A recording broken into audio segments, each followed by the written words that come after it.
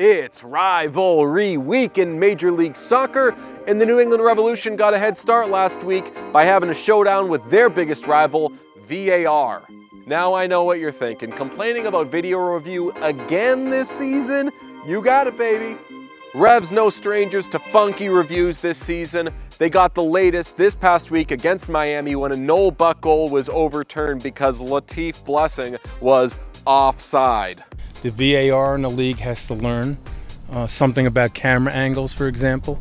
You know, that was clearly a good goal, and unfortunately they took it away from our great young players. So I'm really disappointed in that. And hopefully they learn something from it. If they don't, then we're in trouble. There's going to be a lot more plays like that this year. Revs could have used that goal, by the way. They fell by one in just their second MLS loss of the season, first in 2 months. Table still looks good for them, and at least they're getting some experience in bouncing back now as they prepare for next week. Yeah, I mean, the big thing that Bruce said this morning was we have to learn from that. We have to be better from the start of games, and then, just be better all around and make sure, we don't, let our standards down. So he challenged us, and beginning of training too, he brought the whole group together and said it again, like he needs to see a reaction, and I thought the training was pretty sharp. Everybody was competing again, and we're trying to make it better this Saturday. On tap for the Revs in rivalry week, a matchup in Philadelphia against the Union. Let's hear about that rivalry. Well, I wouldn't call it a rivalry. Tight.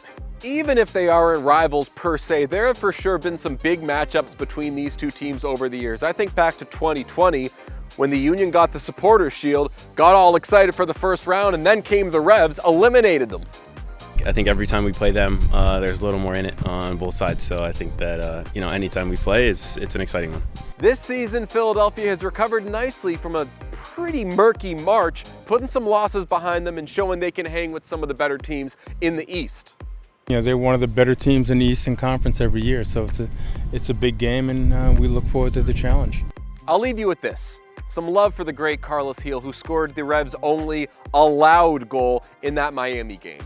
Watching him Saturday, then watching Jason Tatum go off against the 76ers on Sunday made me think, we sports nerds, we like to look at every little piece of the team and see how it fits together and what makes the thing go. But every now and then you zoom out and you say, this one freaking guy is unbelievable. For the Revs, that's Carlos Gil. He's been a league MVP, and he's been great this year no matter who's been around him.